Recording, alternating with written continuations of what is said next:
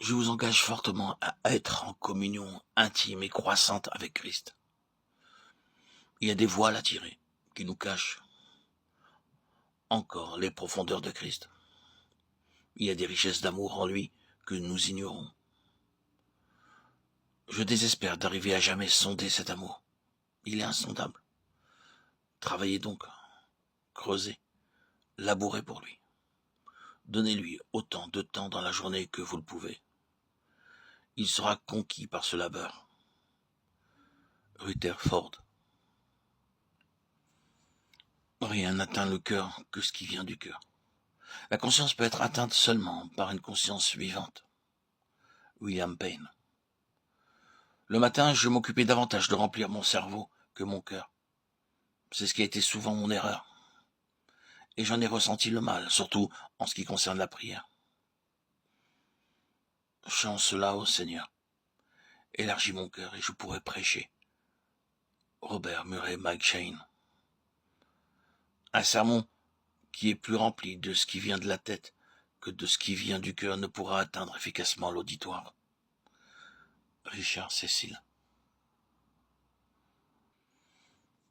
Ne vous efforcez pas d'être un prédicateur distingué. Jéricho fut renversé par des cornes de bélier. Regardez simplement à Jésus pour alimenter vos prédications. Ce qui sera nécessaire vous sera donné, et ce qui vous sera donné vous sera en bénédiction, que ce soit des épis froissés le long du chemin, ou un pain d'orge, ou une croûte de pain ou une miette. De vos lèvres sortira une source abondante, ou bien la source sera tarie suivant l'état de votre cœur.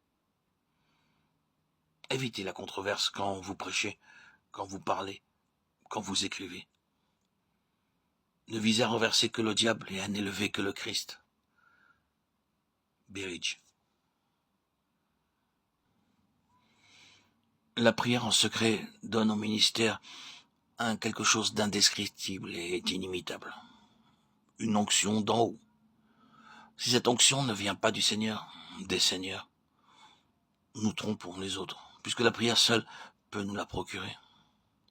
Soyons constants, fervents et agressifs dans la prière. Que votre toison soit étendue sur le terrain de vos supplications jusqu'à ce qu'elle soit inondée de la rosée du ciel. Spurgeon. Parlez en vue de l'éternité. Par-dessus tout, cultivez votre propre esprit.